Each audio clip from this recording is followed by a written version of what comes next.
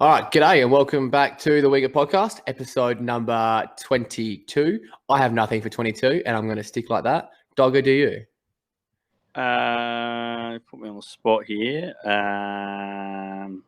Put on the spot. We do this every week. Yeah, I don't know. Aaron Vanderberg. There we go. Pretty sure I said that for 20 as well, but yeah, probably it definitely is. It definitely is 22 though. Anyway, we are doing this yet again through Zoom, and because Doggo is stuck in Darwin and I'm stuck in lockdown. Doggo can't get home, so I'm a lockdown hopper. You've done well to escape the lockdown. You've timed it really nicely. Yeah, I missed the Melbourne one by 1 day, and I missed the Adelaide one by like 3 days. Half your luck. So I'm stuck here in lockdown and it's freezing cold, and you're sitting up there in the freedom with 33 degrees. So half your luck. Yeah, 33 degrees every day in Darwin. So it's pretty nice, to be fair. Nice dry heat. Waking up in the morning. It was pretty chilly this morning actually. I chucked a jumper on. It was 24 degrees. So that was a bit annoying. But no, Shut up. I'm putting up with it. It was meant to see the Demons up here Saturday, but that game's been canned now. So hopefully it's going to be up here in a couple of weeks. Whether I'll be up here with it, who knows? Who knows how long we're going to be locked down for, mate. You might be stuck over there for quite some time. Anyway, yeah, I won't complain. Worst places to be stuck. Let's kick off with our episode. So we get straight into our rumour mill. Not a whole lot of really news going on this week, considering everything's just a bit up in arms in really, to be honest, with the season. But one thing I wanted to bring up, I'm shocked it didn't happen. I thought it would. Should this round even be being played? I'm shocked it's going ahead. I thought it would be a buy. And I understand, we don't want to buy, push the season back. AFL loses revenue. I get it. But there is a buy in 4 weeks' time, I think, or 5, when the season ends. Yeah. Why couldn't we scrap that? And things will hopefully be more cleared up by then. So you'd think exactly. If we're thinking best case scenario, have the buy now, and then obviously teams get that rest now, and then we go into it. No one even lost the finals buy anyway. No, it's the worst week of the AFL season. So by far. Yeah, I don't understand it. With obviously what happened in Sydney at the end of last week's game, with laid outs for Mills and Green and a couple of the other boys, I just we're probably going to unfortunately see it happen again. We've already seen it with Dunkley now and Marshall, with places upgraded to site tier 1 or whatever it is, sites. But yeah, I don't understand. May as well just have the bye this week, try and get everyone into their own quarantine, and then get it going again. But oh well. Yeah, who knows? I think it's stupid by the AFL because now we are losing big players. We aren't losing just your Joe Blogs. We are losing big players. Callum Mills out of any team hurts. Toby Green's a top 5 player in the AFL for me. So huge outs, and it's going to hurt this round's quality. But anyway, moving on. Let's kick it off. My fantasy as well. Marshall's and Mills. Actually, yeah, you're right. It's already fucked my year out too. Not that my year wasn't fucked already. Yeah, anyway, I think I did well enough to fuck it myself. So. Yeah, but this is my excuse, so that's all right. Anyway, let's kick off with our review that last week. Thursday night. Was it Thursday night? Yeah, it was Thursday night. No, Friday night. No, it was Friday night. No, Geelong game. Yeah, we're not talking about that game. That was a shit show. Friday night, sorry. The Tigers have their grand final. We called it just before. They had their grand final pretty much against the Lions and a huge win. Unbelievable win from the Tigers. Who would have thunk it? Apart from you, Cam. Apart from me. Actually, we both called it on the podcast, to be fair. Yeah, you listened to me. I was really annoyed, yeah. Yeah, you sort of you swayed my opinion with all the ins that the Tigers had in. So game winners like Lambert coming in. Oh, fuck's sake. Hold on. Doggies just, his phone's camera's just falling down there. See, this is what happens in a lockdown and isolation recording. We can't do too much here. We're working with scraps anyway. Yeah, exactly. Working as best we can. But the Tigers just out of nowhere bring in a couple of players back, and it just shows how big they are for the Tigers and their system especially.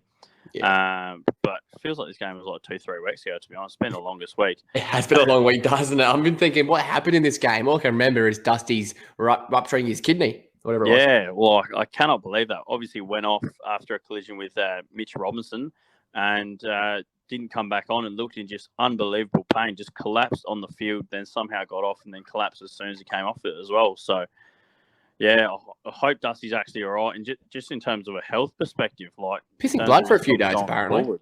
Yeah, exactly right. So, hopefully Dusty's all right, get back on the mend, but he's going to be out for the year. But what do you reckon this does for each of these teams' finals hopes? So, this really hurts the Lions' chance at the top 4 and then hurts the Tigers' chance... like Dusty being out, obviously hurts the Tigers' chance for the top 8. Well, we said last week that we had a pencil line through Brisbane. It's now turned to a permanent marker for me. They're done. Yeah. They showed enough for me on that weekend that they are not a threat without Hipwood. I don't think Hipwood's that good. I don't think Hipwood's a top 10 key forward in the AFL, but he's their structure. He's their spine. It hurts. It puts pressure on Danaher. And we spoke about this. This is old news. So I think they're done. And they're going to finish 5th now, you'd think. Port's got a pretty cruisy run home. Can't see Geelong dropping any games. And same goes for Melbourne and Bulldogs. So I think we can lock in 5th. That's if they stay 5th. Sydney are flying. Yeah, so it could even be below that. So. They could really fall to 6th. So they'll make the finals, but I don't expect anything at all from them. And then obviously Richmond on the counter. They're in the 8 right now, I believe. Are they in 8th? Just? I think they're in, I think just, maybe. Yeah, I think they're just in 8th. I can't. They've been so Dusty reliant for a long time that I can't see anything happening. No. He needs to step up in the games they must win, and they must win the remaining 5 games of the season. And if you're not going to have him to step up, then it's sort of who will, and no one's really proved that they will this season apart from him. So no, and we'll speak about this at the end of the episode. So stay tuned for our hot wings at the end. My hot wing this week is going to be a bit about a discussion about Dusty. So stay tuned. We'll keep this at the front of our minds. All right. Anyway, that was that game. A huge ramifications in the finals picture. Yeah, massive. Who would have thought it though? As well, like the Tigers just dominated them from first to the last quarter. They look good. They look like the Tigers of old. Yeah, exactly right. Now the D's with a draw against the mighty Hawks. Who would have thought that? Who would have thunk it? It was a 43.5 point line. I know. I told you. I said to you on the podcast, Cam, or on the podcast last week, I said it'd be a close game. They've always had the wood on us, and it's always been a close game between us. Wow. Obviously, I didn't quite expect this close, but no, and they nearly had that game won. Let's be real. Oh, mate, we had it won about 4 times. Yeah. And then they just kept coming, and they really showed how to beat us. So it's a pretty easy recipe to beat us. All you have to do, get the ball inside forward 50 and bring it to ground. So we're the worst team the comp for ground ball gets. And as soon as the ball hits the deck in our back 50, we're just done for. So and this is an issue you've been speaking about recently in the podcast before. Yeah, I've been speaking about it for the last 4 or 5 weeks probably. It's just a huge gaping hole we have. So this week against the Doggies is going to be a huge test of that. I reckon all the Doggies are going to do. Well, you've seen they've brought in 2 more key forwards. So they're going to play with 4 tools in their forward line. That's interesting. And I bet there won't even be 10 marks between them because they're all just going to try and bring it to ground as best they can. Yeah, I think they will.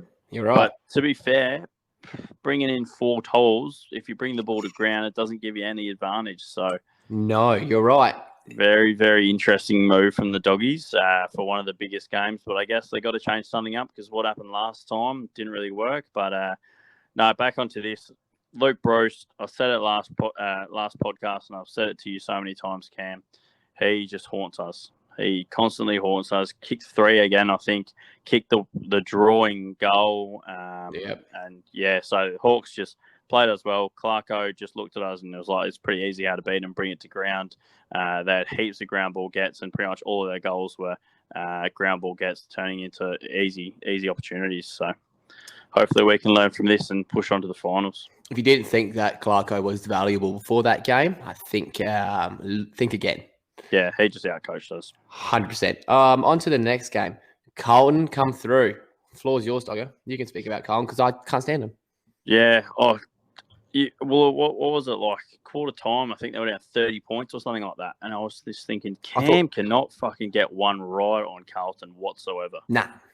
Just every time the Carlton are playing, whatever you're going to do, I'm just going to do exactly the opposite. Oh, they haunt me. Fuck, they just came back, didn't they? What a second half. What a last quarter specifically, but what a last half. Showed exactly what they haven't been showing all year in the past couple of weeks. Able to play a full game out, and like I was actually like shocked that it was the same team we've been watching all year. The team that has just dropped off in the 4th quarter all year, not been able to hold on to leads, making constant skill errors. They were just clinical. Harry Mackay was unreal, and yeah, Sam Walsh obviously had 38 touches, kicked a goal, like one of the goals of the season, may I add as well. Unbelievable game. And he's just turning into an absolute star. I think he's going to be a huge smoky for the Brownlow, not to win it, well, not this year anyway. Probably in the next 2 or 3 years, I think he'll have one under his belt for sure. But I see him polling unbelievably in this year's Brownlow for sure. Well, you think about every game Carlton win, which isn't many, that's the issue. But any game they do win, he's probably getting 3. And if he's not getting 3, he's getting a vote minimum. So he's integral to that team. But that last quarter, Carlton kicked 6 goals for to Collingwood's 0 goals. Absolute domination. Unbelievable. So, Carlton, I bloody hate you, but well done. A huge win. I thought Collingwood had you smoked. But anyway, great win. Impressive also to have that sort of win against a Collingwood team who've sort of been on the last few weeks and looking like the Collingwood of old with that Tyler Adams back. But it just came through. Carlton, just unbelievable. Hats off to you. On to our next game on the Saturday. It was a great game all day, to be fair, but Port just snagged their win against St Kilda. Thank God for that. It was a hard game to watch because it looked like, with a few minutes to go, it looked like it could swing either way. And then Bradley Hill decided to show everyone why he's worth $900,000 and turn it over numerous times and have a stinker. I couldn't believe watching this game. Like, back to back. Obviously, you and I were watching it, and as soon as Bradley Hill got the ball on the back flank, you and I were thinking, this will be cleared easy. One of the best kicks in the AFL, best decision makers coming off half back, easy, turns it over, does the same thing 2 minutes later, has a fumble another minute later. Ryan Marshall, it's a hard watch. Ryan Marshall's big goal from 50 sort of meant nothing, but I reckon this says so much about your boys.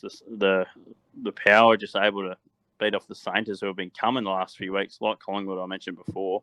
Oh, no doubt. Huge win from you boys, and you needed it for top 4. So this is our best win of the season without any doubt. Beating Richmond was nice, but this is definitely the best win of the season, no doubt. St Kilda have been flying. They had everything to play for and everything to lose. And this is the most undermanned we've been all year. We've been injury hurt all year with big players, but we were severely undermanned this time. People like Rosie, against another layer to come out of that team. That hurt. There's someone else I'm missing. He was out. But regardless, a very depleted team and a huge win. Motlop as well was the other one. But great win. I couldn't be proud of the boys. I think that could really be, with only a few weeks left in the season, this could be our spurring bit of a shift for us, and we needed it. This is a top 8 win. We may not have been a top 8 side right now, but beating Saints, that was a top 8 side. Yeah. And may I just say, Rowan Marshall has been in my fantasy team in draft all year, right? I've hated him. Hated him big time. He's been terrible. He's had 2 games over 120, both against Port Adelaide. Every other team he's played has even hit over 95. That is ridiculous. Explain me that, hey? Explain me that. Out. Anyway, you know what's really interesting? Continue. I'd love to see the stat on round 19 teams in the top 4 who have still not beaten a team in the top 8. Well, as of right now, no, come on. We've been Sydney. You have not beaten a team in the top 8. We've been Sydney. We've been Richmond. All right, Richmond aren't there right now, but Sydney were tipped to be a bottom 4 side, and they've somehow made top 8. Hats off to them, and you somehow beat them. Wouldn't count it. Yeah, to be fair, there wouldn't be many teams, but then again, I guess you could say how many teams are at this point in the season who have not lost a game they shouldn't have lost. Melbourne have lost games they shouldn't have lost. Everyone else has. Port just keep beating up these bats. I think we're 10-0 against teams in the bottom 8, bottom Ridiculous. 10. We don't lose one. Like, I don't know if that's a good thing, but it's not a bad thing, clearly. But anyway, I don't know. On to the last one. Swans come back from 35 down. I thought GWS had it won at quarter time. I think everyone did. Then Swans powered home and looked fantastic, and they are a premiership threat now, and people are listening.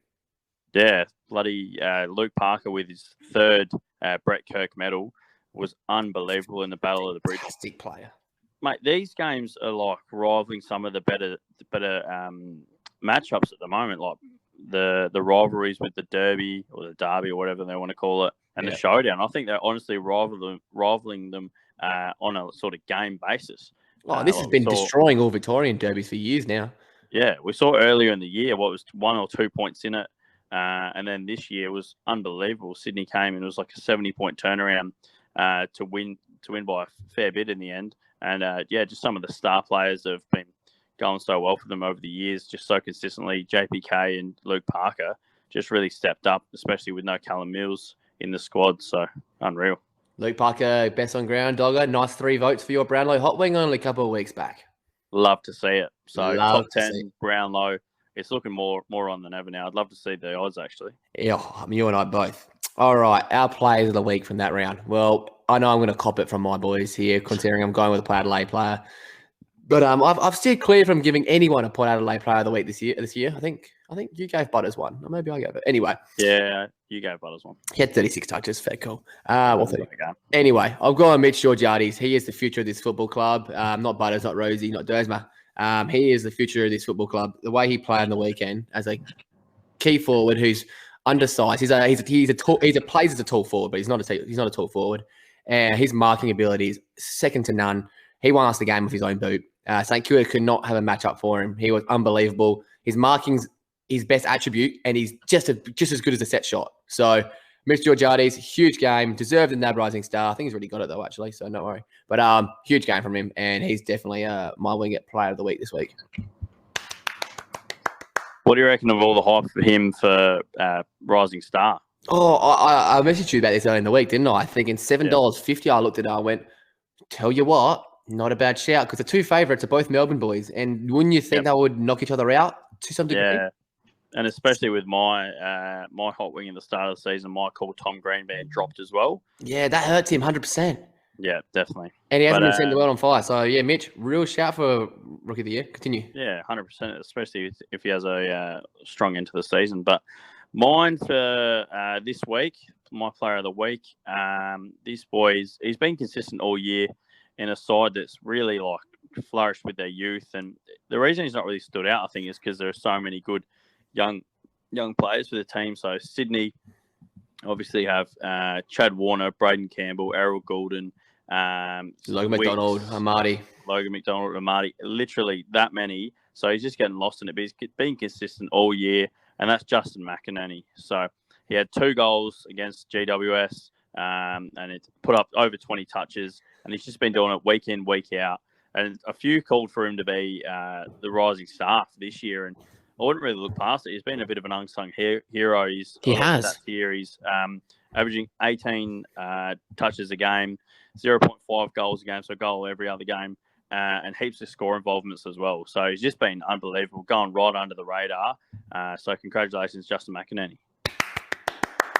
No, very, very good. I like the way he plays. He's a handy player. He's one of those guys who can play inside, outside, forward, midfield, and he's a tough goal. He's a ball winner too, but he's tough. I like that. Yeah. And he kicks goals. Very skillful. He kicks goals. So I'm a big fan of McInerney. He's got a bright future. Sydney have a bright future. I tell you what, all the names I mentioned, they're going to be some of the top players in years to come. They might have won the flag this year with that team still not even hitting its potential yet. And with all the academy boys as well that they always have. Yep. They're not going to leave. They're not going to leave. They're all going to stay in Sydney. So you're not wrong. I love to be a Sydney fan. They're always challenging. Shout out to Wayne Wardale. Yes, he's a big Sydney fan. He's up here in Darwin with me, repping his Sydney stuff day in, day out. So he's a big fan of the podcast too, isn't he? Yeah, big fan of the podcast. He actually asked me for a shout out last week and this week. So I finally gave him one. There you go. Hope we're charging for that. Anyway, on to our wing it tip off. Here we go. So first game tomorrow night. I'm nervous. Port take on the Pies. This line was 17.5 an hour ago. Then after the lineups came out with our big 3 inclusions, it is now 24.5 point favourites to Port Adelaide. I'm taking Port and I'm taking the line. Oh, yeah. I'm going to be taking Port in this one. I don't know about the line, though. The last time you played them, 1 point margin. You didn't necessarily, you didn't do you didn't play a great game at all. You were actually lucky to win it in the end, to be honest. Oh, 100%. That's what good teams do. Yeah, exactly right, I guess. But playing in Melbourne again, I presume it is MCG. At Marvel, we had a choice. Marvel, is it? Okay, yeah. So I wouldn't be taking your line too confidently after what happened last game, but I think you're going to win it this time. So, I'll take Port in this one. I think we win by 50 plus pretty easily. Next game, I think we'll flog them. Carlton and North. Carlton, a 12.5 point margin favourites. We looked at Carlton as a bit of a potential bear of the week, but then we realised we hate them, so we didn't. But can't trust them whatsoever. No, I'll be taking the performances last few weeks. North Melbourne have Cunnington back in with Jed Anderson. Oh, is he coming back in? So we finally have North Melbourne at their full strength. Let's be real. In terms of midfield, sorry. Yeah. Their full strength midfield, sorry. You got Shai Simpson, Anderson, and Cunnington. That's a nice midfield, and I'm keen to see how it plays. But I still think Carlton, the way they won that game, the way they finished that game, they're flying. So they should be winning this one. Yeah, I'll be taking Carlton in this one as well. Not too keen on their line, not too keen on taking them, to be fair. North have been just sort of gearing up the last few weeks. Probably They've been great. 5, 6 weeks even. They've been great. They've been really good. They haven't even been sort of a bottom 4 side in the comp No. the last 5 or 6 weeks. So I'll take Carlton in this one. I'm not really going to do it very confidently. Just going to bet on Jed Anderson being underdone and, Cunnington not having too much of an impact, but that's about it. Yeah, I tend to agree. For punters, I'll be keeping an eye on this line. If this stretches out to 18, 19s, which it very well could, I'll be hammering North. I think it stays close, 20-point margin at the best. Yep. All right, Brisbane taking on Gold Coast, 27.5-point line. Brisbane, I think, win this. Gold Coast have been nice. Ellis out for the season hurts. I think Brisbane should be winning this. Big line, though. Minus 27.5. Is After it a big... what Brizzy have shown the last couple of weeks. You're right, and Gold Coast have been good. Yeah, they've been very good. They were This unlucky is the last week. Q clash? Yeah, exactly. Yeah. Q clash. Came up against a really good Doggies team last week and only lost by 11. So they were sort of around that mark all week. All game, sorry. And they were down a man from the first minute. Yeah. And Ellis is their integral leader and player. Yeah, so important. Premiership player is brought in to lead. So losing him was massive. But I'll be taking Brisbane in this one, but I'll definitely be jumping on the Gold Coast line. I think that's a fucking massive line, just way too big for what it should be. And Q clashes are sort of meant to be that sort of rivalry, a bit of hate and a little bit gritty, but we'll see how we go. But I think Gold Coast definitely won't be getting a flogging here. Also, a quick shout out to Jeremy Sharp. He would have been my winged player of the week, but I actually had to go with the Adelaide bias over our Gold Coast bias for player of the week once because we just couldn't do it again. But great game by Sharp. And he may just pick out with Ellis out and take his role. Unreal game from him. Over 30 touches in his third game of the season, I think. And he was absolutely huge in the game before against GWS as well. Must hint on that. But I'm sure he'll be a winged player of the week in years to come. Oh, don't worry, Jeremy. We'll look after you. All right, on to the next game. Your boys take on the Doggies. 2.5-point line favourites is the Melbourne Demons. I was intrigued that we were favourites, to be honest. As was I. But I will very confidently take us after I've seen the Doggies lineup. After I've seen the Doggies lineup, I think we'll definitely respond after Hawthorn. And the Doggies lineup, like, what are they doing? I understand bringing in tools because we've got a good tall back line, but you just need to get the ball on the ground, and they're just going to play the wrong game style against us, it looks, from their lineup. So I don't like it whatsoever. Really? So you're going to back in Goulburn's coaching over Luke Beveridge's coaching right now? 100%. Wow. We beat them last time, and I think we're just going to employ the same tactic. Liver's still out. No, back in. Back in. We'll just tag him with Harms anyway. Again, it worked last time. We'll do it again. So, or maybe we'll go the surprise factor and we'll go someone different this time. But yeah, I think Demons will win this one quite easily just after seeing the Doggies lineup. I don't mind that. Dude, does the Mitch Hannon revenge game scare you at all? It really does, actually. Yeah, Mitch Hannon, can see him kicking 2 or 3. He's actually had some really good game against the Bulldogs. Oh, God. Obviously, he played for the Bulldogs VFL side. So every time he played the Demons against the Bulldogs, Mitch Hannon was on. So I'm scared about that, but oh well. Disgusting. Anyway, on to the next game, Crows and Hawks. I think this could be one of the games of the round. It was a great game the last time they played down in Tasmania, I believe.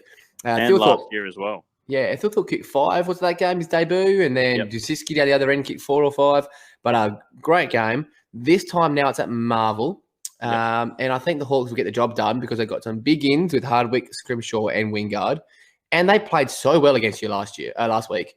Yep. But not to mention against Melbourne, Hawthorn did. Oh, yeah. Yes, against you. But not to mention that Crows, I know I'm a Crows hate page, but just to hear me out here, the last 10 weeks, Crows are dead last in points for and points against. They are the worst team in the AFL for the last 10 weeks, and it's not even close. And you can tell by just the eye test as well. They've been absolutely awful. It's not even close. They are the worst team. I don't rate either team, obviously, at this point in the season. I'm just going to take Hawthorn, not very confidently. If it was in Adelaide, I'd be taking Crows. But, yeah, Hawthorn to win it. I don't know how you see it's going to be one of the games around. I reckon it'll be awful. So I think it'll be a horrible quality game, but I think it'll be tight. That's all I'm saying there. Yeah, it might be a 54-44 game, but it's going to be gross, but it'll be tight. But yeah, Crows worst team in the comp by a long stretch, and I don't see them win this game at all. On to the next one. Swans take on Freo. Swans flying. Freo really just absolutely horrified last week against Geelong. Swans are 20.5-point line favourites in Metricon. So it's a neutral ground. I'm willing to take that line for Sydney because I think if they can beat Bulldogs like they did only a couple of weeks back by more, and they are playing good football, I think 20 is a low. Yeah, I'm completely the opposite. I'll definitely be taking Freo's line in this. The games between these sides are always close. You remember the one in Optus Stadium, Sydney won it really, really late by a point or two. So I think it's just going to be a really close game. Who wins it? I don't know, to be honest. I'll take the Swans because they're the better team. But I think the Swans losing Mills and potentially, who else? Cunningham as well. No, they're all fine. Joel Amarty's the only one dropped. Wait, Mills? But Mills because of COVID? No, Mills out, but no, Cunningham, that's fine. Cunningham was out with COVID last week as well. So sorry. Apologies. So losing both of those big losses, and Freo have got some big ins, don't they? So they do. I'm not sure who will make the final list, but you would imagine Hayden Young will make the list along with Matt Taberner. Connor Blakely potentially as well. Sean Darcy gets up, no worries as well. And Lob out though. Lob out, yes, replaced by, but Taberner kind of like. Taberner or better player, just an absolute upgrade, I reckon. So having Taberner back in the side is going to be massive for him, and also Metricon Stadium's been a massive voodoo stadium for the Swans. They haven't won there since I believe 2016, apart from they were haven't won since 2016, and you have to remember they were versing Gold Coast teams, which are absolutely awful as well. So they struggle playing on it. From a Swans fan, I heard Wayne Wardell, another shout out, because the stadium is much wider than the SCG, so that's why they really struggle on it, and that's why they play so well on GMHBA as well. So interesting, like a narrow ground. But you're taking the Swans to win? I'll take the Swans to win but I wouldn't be surprised at a Freo upset. Interesting. All right, I like it. On to the next game, Geelong and Richmond. And, of course, this is our Brown Bats bet of the week. We're both going with Geelong here, aren't we? Yeah. Of course we are, because Brown Bats bet of the week is we are taking Geelong's line. Their line currently, at time of recording, is, I'm trying to get it fresh, 16.5. 16.5 for Geelong to beat Richmond. Richmond, as Doggies said earlier, played their grand final last week. Do we think they back it up again? I don't think they can. And now they lose Dusty. And McIntosh is a real glue guy for that team. So, he's been great on the wing for them of late. He's been for a long time. Touches. Yeah. Fantastic by wide, like a goal anywhere inside of sort of 60 metres. So he often comes through with the run past and just absolutely launches one. So I think it's actually a really big loss, especially for their structure and the way they play. I'm going to take the Cats quite easily in this one. I think they'll smash them. I actually do agree. So Cats, 16.5-point line. We're putting $25 on that as our Brown Bats bet of the week. And we say, and you're not here for a cheers at the moment, so I have to do the Brown Bats cheers myself. But yes, that's our Brown Bats bet of the week. All right. On to the next one. I do not understand why this game has to be played at the MCG. Neither do I at all. So obviously the Cats play at the MCG as a home game a couple of times a year, purely for attendance. Yes, exactly. So the attendance numbers is the only reason they play there. It has to be. Because the MCG obviously bigger than GMHBA. So the Cats applied for it to be moved to GMHBA, their home stadium, for a home game. Makes sense. But the AFL knocked it back. So would have been an even bigger advantage for them. I think the line would have been maybe even double that if it was at GMHBA. But yeah, so Cats easily in this one. I think they'll be fired up because they can't even play at home. So I heard a rumor. I'm not sure if it's obviously just a rumor, but apparently the reason why they didn't move it is because the MCG has more powered sideline advertisement boards, and therefore they already had advertisement deals planned for this game to be broadcasted on there, and they couldn't do that. It was at GMHBA. That is very interesting. Yeah, that's what I heard today from a very unreliable source, but that's what I heard today. His name's Thomas Yates, so you can believe him whatever you like. All right, I don't believe it now. Don't worry. But that is what I've heard. So yes. Anyway, moving on to the last game of the round. I think this could be a cracker too. Essendon take on GWS. Essendon 7.5 line favourites. Yep. I toss and turn about this game, and I'm actually going to go with GWS for me. Oh, unfortunately, I am as well. I was hoping you would Fuck's pick them. sake. I thought I could get one up on you here. Yeah, I'm going to be taking GWS. No Damn Toby it. Green, obviously, but they proved for a half last week anyway, that they can really go without Toby Green. Yeah. Now they get a whole week to prepare for a forward line without him. And Exactly. I think they've got the perfect player to jump in there and replace him, Brent Daniels. Brent Daniels, super talented player, can play that Toby Green type role where he can play in the forward line, kick goals, but really have a massive impact in the midfield. So, yeah, I'm going to be taking GWS in this one. I think both of us don't really rate Essendon. I think their purple patch might come to an end here. They beat North not very convincingly last week. I think it was by about 20 points, but they kicked on about six goals or so in the last quarter. It was really close up until three-quarter time. I think it was even 1 point in it. So, yeah, I'll be taking GWS in this one. And they got to prepare for a whole week without Toby Green. So, and the ends of this game are really interesting. Obviously, Essendon get back Dylan Shiel, and Zaharakis is extended, but in the extended squad. But I don't think he'll come in anyway. But the thing from GWS, this is huge. Lockie Ash, great player. Yep. Shane Mumford will come in for Matt Flynn out. Massive.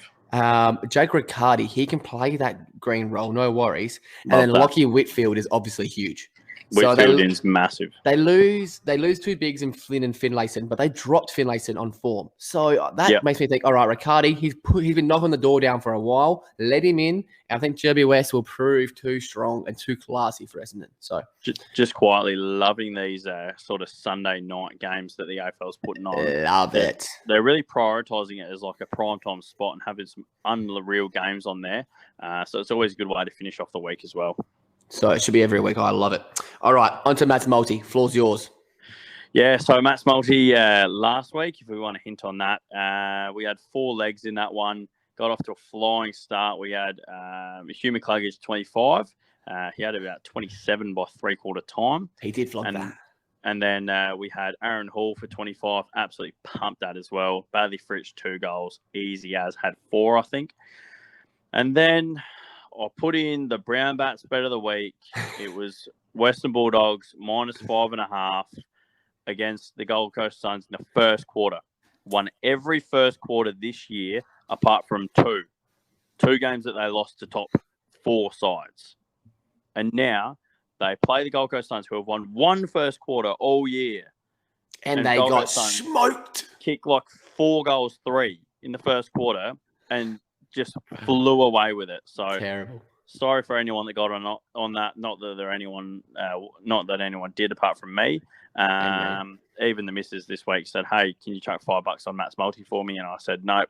Actually, I want you to have some sort of financial future, so I'll leave you with that. You may as well just give the $5 to me, and I'll burn it for you." Coffee's a but better this investment. week we need to redeem ourselves. It's become a bit funny now. Yeah, all jokes and laughs. Yeah, Matt's multi. When was it? 0-8. Saying, "Oh, have you won one yet?" No, of course I've not.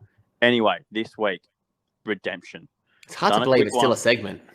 I've done a quick one. I've done too much thinking the last couple of weeks. So this week I just did, you know that movie quote, don't think, just do. You know that? I don't know what it's from. I think it's Happy Gilmore.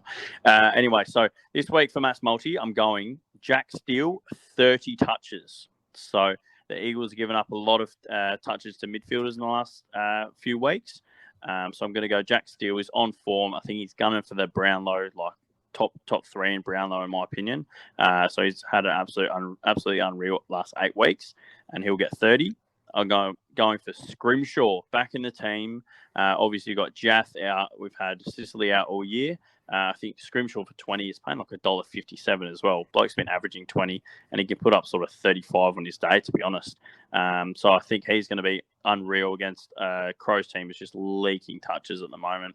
We saw the back 6 of the Eagles last week all get 20 touches. So if sort of Duggan and Shepherd and Hearn can all do it, I believe Scrimshaw can. I reckon he'll be the main user coming out of the back line.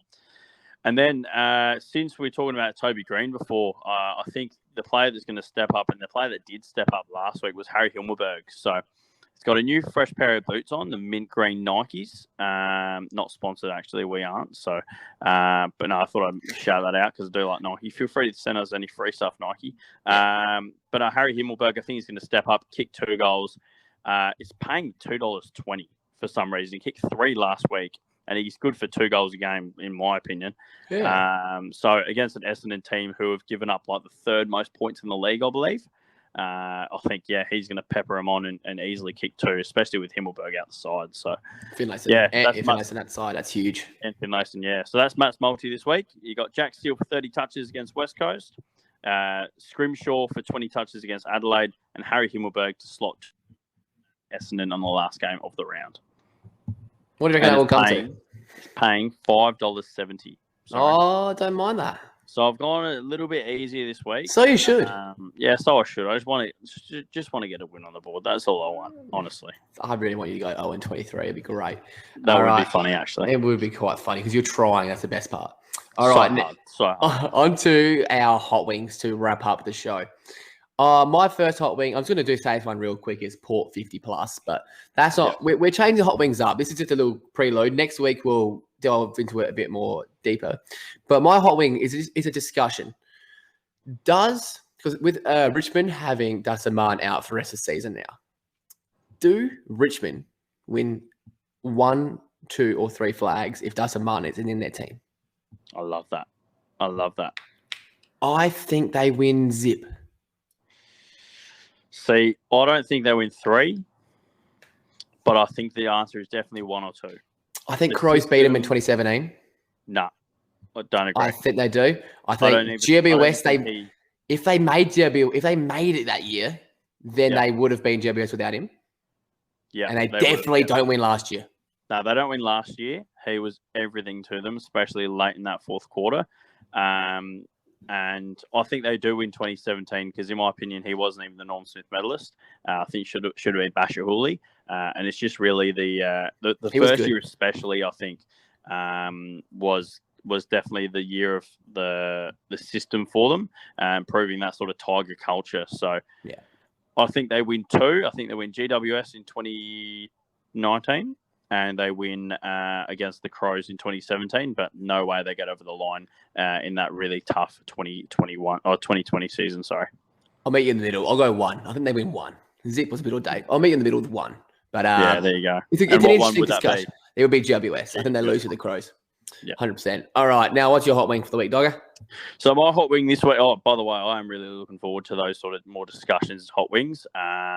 I reckon the one we probably look forward to in the next couple of weeks will be talking in the comments about this one. But where does Nat Fyfe rank in current AFL players? Interesting topic, isn't it? I started naming a lot of players I rate higher than Nat Fyfe right now, and I was surprised how low he was. So I agree. Stay tuned for that. But on the Nat Fyfe topic, I'm going to go with Freo for the win against Sydney. So I've tipped Sydney. I've tipped Sydney, because I got a Carlton on it with you. But I'm going to go Freo this week. I think they got some great ins. Swans have got some rough outs. And Swans just gave it all last week in the Battle of the Bridge. So I see Freo winning this one. I think, as I said, I think it'll be really close, and I think Freo have to bounce back after that sort of humiliation against Geelong last week. So Freo for the win, paying $3.50 at the moment. So get on. Like it, love it. All right, well done. Yeah, so we're going to change our hot wings up, if Dogger quickly alluded to there. From now on, it'll be more discussion based than random punt. We'll keep a random punt in when we like it, but yeah, of course, but more discussion based. So. Also, like Dogger said, drop in the comments on Instagram and on all socials. Thoughts on Nat Fyfe? Where do you put Nat Fyfe in your ranks of AFL players? And we'll discuss it in a couple of weeks. And also, how many flags do you think Richmond actually win without Dustin Martin? I'd like to know. I'm on 1, Dogger's on 2. We'll see what you say. All right, thank you for listening. Thank you very much. Make sure to follow us on Instagram. @Winger Podcast. Make sure to follow us on TikTok. @Winger Podcast. And also make sure to check out our YouTube. Yes, @Winger Podcast. I'll pop this up. You'll see our beautiful faces on Zoom. Yep. So I've made a makeshift little studio. So hopefully the recording isn't too bad tonight. Apologies if it is, but don't really have any choice anyway. If I was back in Adelaide, I think we'd be doing it remotely, wouldn't we? Yes, we would. So exactly right. So thank you very much. Cheers for that. Good night.